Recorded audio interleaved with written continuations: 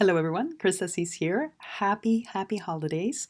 I hope you had a wonderful Christmas if you're celebrating Christmas, and if not, that the new year will bring you all that you wish for.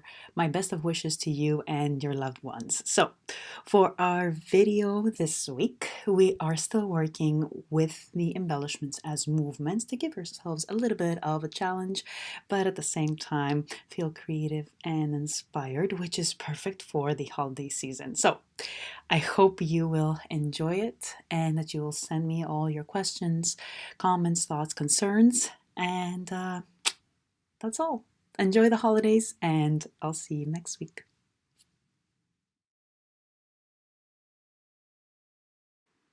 Start just walking around, like an everyday type of walk, leisurely, not like a power walk or anything like that. Just walk around, and then when you feel ready, start making circles with one foot and then with the other, at the mostly focusing in the ankle.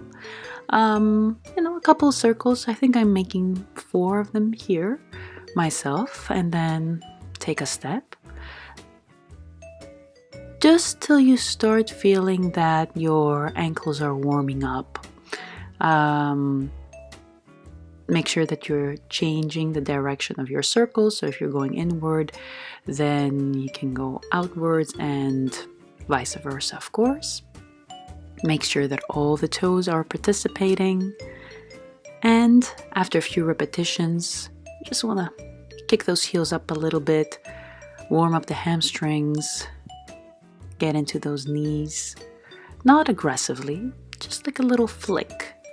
And then you take a step, and we're gonna make our way up into the hips, making nice big circles. Don't worry too much about bringing your knee really high up. Just try to make the circle as defined as possible. And of course, if you were going inward, then you're going outward, or vice versa, like you see me doing here, and it will affect your walk. It doesn't matter. It's not supposed to be the perfect walk. Just to get us going before we start with our practice today, we want to get as much as we can into the hips, into the knees, into the ankles, into all joints. Get them free. So twist those hips a little bit like you see me doing here, and then swing those arms, free them up from the rib cage, activate the spine, give it a nice little twist. You want to go from your feet all the way up and free every part of the body that might be holding tension. Shoulders and neck are quite a common place where you can find tension, so try to really get into that. Focus your breath there, make the circles big, slow down if you need to, and then with caution, move the head around, relax your neck. So you can see me slowing down here. That's important. Maybe you even need to stop, because it will affect the way you understand your position in space. Plus, you might get a little bit dizzy. So make sure you slow down, and you even pause if you need to. Just relax your neck. That's the important part here. And then when you're ready, you go back down to the feet. Try to step out on the outer edge of your foot. Relax the ankle, relax the knees, relax the hips, relax the body. You can see how I'm going into a little bit of a side bend, because we want to get into and we want to allow the spine to do that. Of course, we don't walk like this. We just want to integrate everything. And then you walk backwards. So first, just walking backwards might be a little bit of a practice, a thing you need to practice on. Followers, it might come a lot easier to you than to leaders. And again, you start with circles for the ankles, then you're gonna make your way all the way up, just like we did before.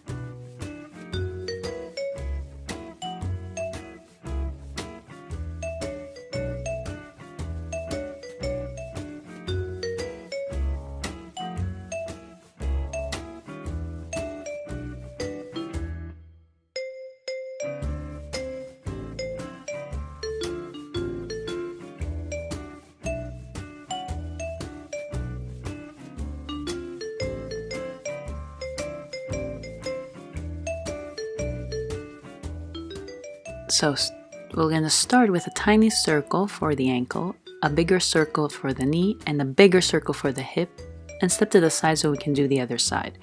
So ankle, knee, hip, and side.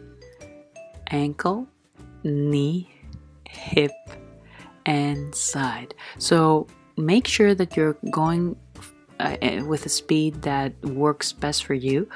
The important part here is to manage to bring awareness into each spot. So when you're doing a circle with your ankle, make sure it's with the ankle. If you're doing a circle with your knee, make sure it's from the knee, and from the hip, make sure that's in the hip. So take your time to find those 3 spots, separate them in your awareness, and try and make the circles as defined and as clean and clear as possible. So that's the purpose of this drill, to find mobility in all these 3 joints. And we do the same thing, exactly the same thing, walking forward and backwards.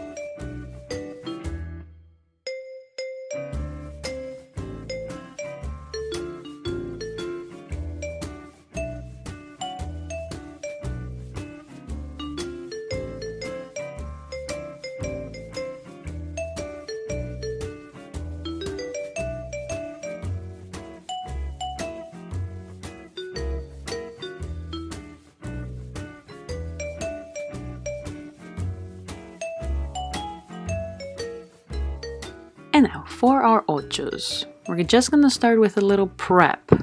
It's going to turn into an embellishment for our forward ochos, but you need to do one little thing here. These are the circles that we started with in our walk. So one level is finding freedom in the hip, so you can actually make that circle as big as possible. And then the second level is the freedom, and how does that translate into movement, and how does that affect the clarity of our pivot, and how does that affect the power and the dynamics that we can bring in our pivot. So try to notice here, when you're trying to open up the knee, how does that affect your hip? And one side, one hip, how it affects the other hip. So if you're working now, as I am, with your left leg, notice how it moves inside your left hip, how your hip moves around your left leg, and how your left hip affects the right. And you do the same thing on the other side, because being aware of all these details will show you the path for when we're going to put it in the ocho.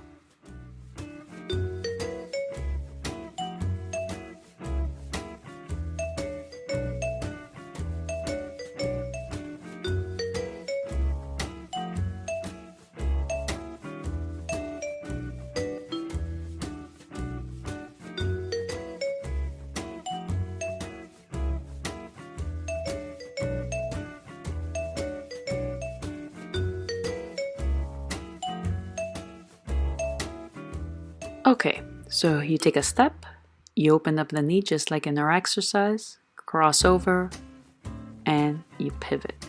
So the opening of the knee is the important part.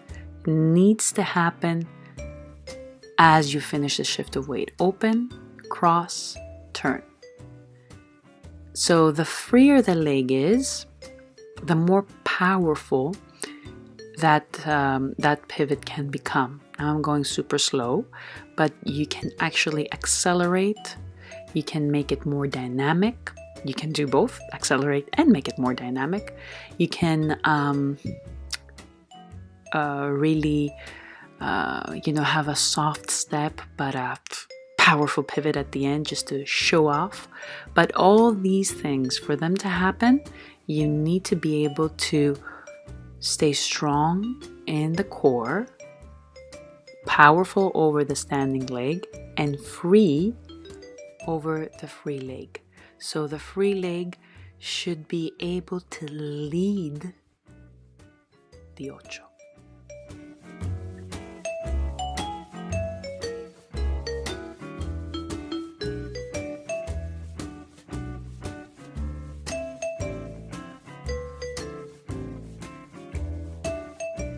And now, back ochos. So you kick up, turn, turn again, and bring it down. So remember those heel kicks that we did in the beginning? This is where you need them. So this movement is led by the free leg. Kick up, lead with the knee. See how the movement starts from the knee and then I start to turn. Check it out. Check it out again here. Leg first, and then the hip, and then the standing leg starts to pivot. See? Here, knee comes down, and then we start to pivot. So in both of these embellishments, the free leg takes the lead for the pivot. Is it always the way? Not necessarily, but that's what we're exploring here. How that's the bigger picture. How the free leg can help you during your pivot, whether you're doing an embellishment or not. So here too, focus on staying strong over the standing leg, strong around the center, strong around the core without building any unnecessary tension, and free, 100% free and powerful with the free leg.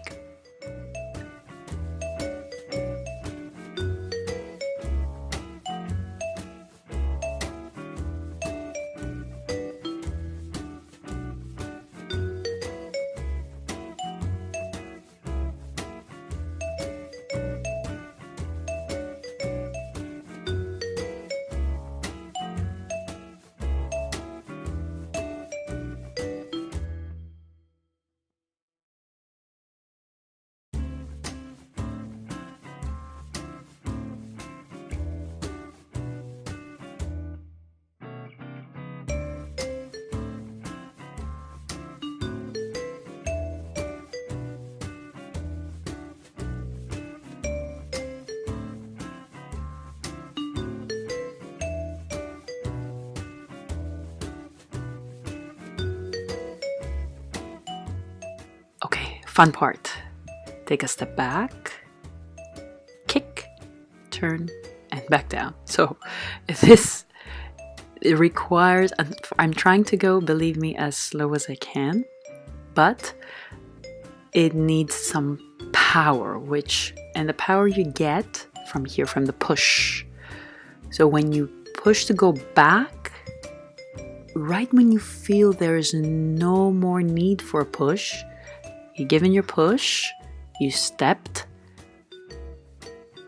that's when you can kick that leg back. So there is the fine balance between the 2 feet. You don't, as you can see, you don't reach 100% on your axis. You're still a little bit forward, you start to kick. And that kick will finish your shift of weight and take you into the pivot.